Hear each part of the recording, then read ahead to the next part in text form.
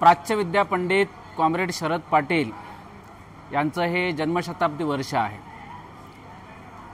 Comrade Sharad Patil यांचे भारताच्या अब्राह्मणी साहित्य संस्कृतीच्या संशोधनामध्ये आणि त्याची एक तात्विक मांडणी करण्यामध्ये त्यांचं सिद्धांतन करण्यामध्ये मोठं ऐतिहासिक योगदान दिलेलं आहे। धुळ्यामध्ये त्यांचा जन्म झाला ते सुरुवातीच्या काळामध्ये कम्युनिस्ट चळवळीमध्ये सक्रिय होते।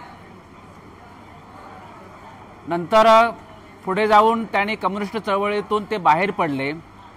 याचं कारण असं की तात्विक मतभेद त्यांनी व्यक्त केले।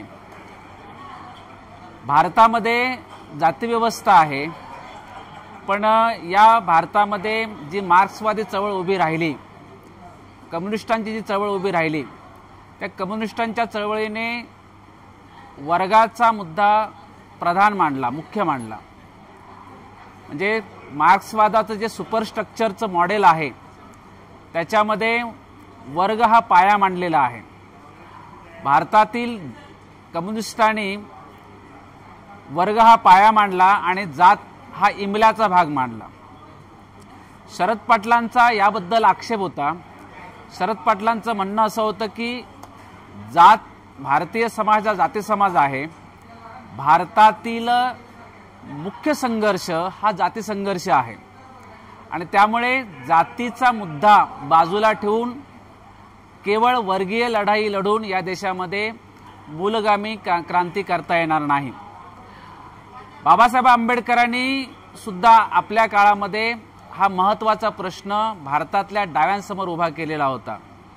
बाबासाहेबांचं असं म्हणणं होतं की या देशामध्ये कम्युनिस्टांना जी वर्गीय क्रांती अपेक्षित आहे ती वर्गीय क्रांती तोपर्यंत होणार नाही जोपर्यंत या देशातली जात संपणार नाही। कारण जात हा घटक या देशातल्या औद्योगिक कामगारांचं विभाजन घडवणारा आहे। त्यामुळे भारतातील कामगार वर्ग म्हणून एक व्हायचं असेल, त्यांच्यामध्ये वर्ग म्हणून जाणीव निर्माण करायची असेल तर त्यांना त्यांचं विभाजन करणारी जाती व्यवस्था नष्ट करावी लागेल। आणि म्हणून बाबासाहेब आंबेडकरांनी सातत्याने कम्युनिस्टांना इशारा दिलेला होता की जातीचा प्रश्न त्यांनी आपल्या अजेंड्यावर घ्यावा। मुद्दा असा आहे की भारतातील डाव्यांची चळवळीचं नेतृत्व हे ब्राह्मणी राहिल्यामुळे आणि पोथिनिष्ठ राहिल्यामुळे भारतातल्या डाव्यांनी जातीचा प्रश्न हा इमल्याचा भाग मांडला। म्हणजेच वर्गीय क्रांती झाली तर जाती व्यवस्था आपोआप संपेल अशा प्रकारचा दावा ते करत होते, जो दावा बाबासाहेबांनी अगोदर खोडून काढला आणि त्यानंतर शरद पाटलांनी तर त्याच्या विरोधात एक तात्विक संघर्ष त्यांनी केलेला आहे। शरद पाटलांचं म्हणणं असं होतं की भारतामध्ये जर तुम्हाला लोकशाही क्रांती करायची असेल तर केवळ वर्गीय संघर्ष करून उपयोगाचा नाही किंवा नुसता जातीय संघर्ष करून सुद्धा उपयोगाचा नाही। कारण भारतीय समाज हा अगोदर जाती समाज राहिलेला आहे। ब्रिटिश आल्यानंतर इथं वर्ग औद्योगिकरणातून वर्ग निर्माण झाले, जातीवर वर्गाचं कलम झालं। त्यामुळे ना वर्गाची सुटी लढाई करता येत ना जाती अंताची सुटी लढाई करता येत। त्यांचं म्हणणं असं होतं की जात आणि वर्ग हे दोन्ही संघर्ष हे एकत्रित लढले गेले पाहिजे। त्याच्याबरोबरच स्त्रीदास्य अंताचं पितृसत्तेच्या विरोधातली लढाई सुद्धा तुम्हाला जोडीने लढावी लागेल। कम्युनिस्ट चळवळीमध्ये असताना त्यांनी यासाठी खूप संघर्ष केला, पण पोथिनिष्ठ कम्युनिस्टांनी जातीचा प्रश्न फार गांभीर्याने घेतला नाही आणि म्हणून त्यांनी कम्युनिस्ट चळवळीमध्ये विद्रोह पुकारून त्यांनी कम्युनिस्ट चळवळीमधून बाहेर पडले। बाहेर पडल्यानंतर त्यांनी धुळ्यामध्ये सत्यशोधक कम्युनिस्ट पक्षाची स्थापना केली आणि या पक्षाच्या नेतृत्वाखाली धुळ्यातल्या आदिवासींना संघटित करून त्यांनी वर्ग आणि जातीचा लढा त्याबरोबर पितृसत्तेच्या विरोधातला लढा त्यांनी अधिक तीव्र तर केला। शरद पाटलांनी आदिवासींच्या भूमी हक्काची लढाई सुद्धा निर्णायक पद्धतीने लढवलेली आहे।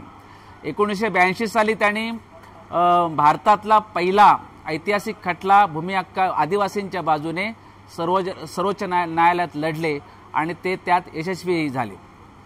दुसरं शरद पाटलांचं योगदान हे आहे की जेव्हा मराठवाडा विद्यापीठ नामांतराची लढाई सुरू होती तेव्हा शरद पाटलांनी मराठवाडा विद्यापीठाची नामांतराची लढाई ही जात्यांताच्या क्रांतीचा एक महत्त्वाचा टप्पा आहे असं मानून या लढाईमध्ये धुळ्यातले हजारो आदिवासींना उतरवले आणि त्यांचा एक लॉंग मार्च काढला.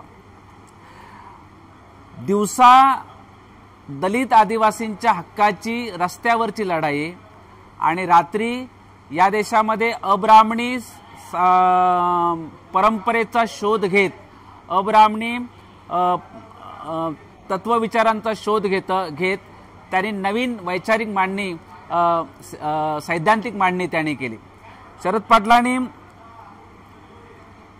मैदानावरची लढाई लढत असताना सर्वात महत्त्वाचं कॉन्ट्रिब्युशन म्हणजे भारतीय इतिहासाच्या संशोधनामध्ये त्यांनी दिलेलं योगदान.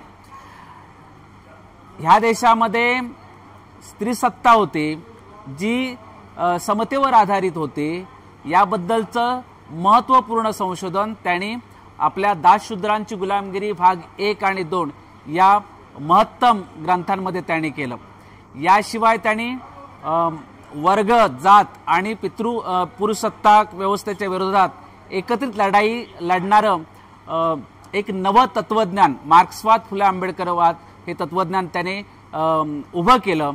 त्याची एक तात्विक मांडणी केली आणि त्या बहुप्रवाही तत्वज्ञानाच्या आधारावर त्यांनी महाराष्ट्रात आणि पर्यायी भारतामध्ये जातीचा प्रश्न डाव्या परिवर्तनवादी समाजवादी चळवळीच्या अजेंड्यावर आणण्या इतपत एक प्रखर लढाई त्यांनी लढलेली आहे. याशिवाय त्यांनी अब्राह्मणी सौंदर्यशास्त्राची सुद्धा एक मांडणी केली. शरद पाटलांचं त्या काळामध्ये जे म्हणजे उदाहरणार्थ राम मंदिराचा लढाई प्रश्न असेल ते शिवाय ज्या पद्धतीने भारतामध्ये मुस्लिमांच्या विरोधात मुस्लिम द्वेष पसरवला जात आहेत अशा प्रश्नांवर आणि शिवाय मंडल आयोगाची जी लढाई लढली गेली त्या काळामध्ये सुद्धा त्यांनी जातीचा प्रश्न मध्यवर्ती आणण्यामध्ये एक महत्त्वाचं कॉन्ट्रिब्युशन दिलेलं आहे.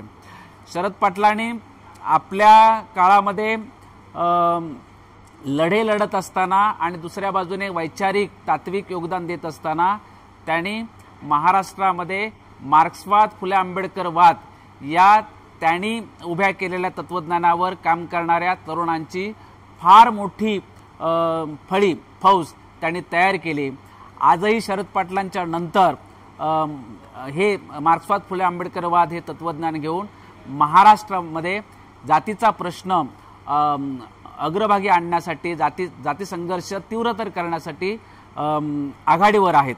आणि हे म्हणजे शरद पाटलांनी फुले आंबेडकरांचा जो जातीसंघर्ष प्रधान मांडला तो पुढे घेऊन जाण्यामध्ये आणि डाव्यांना आपली कार्यक्रम पत्रिका बदलायला भाग पाडणारं योगदान त्यांनी आपल्या लेखनातून आणि रस्त्यावरच्या मैदानावरच्या लढाईतून त्यांनी भाग पाडलेला आहे.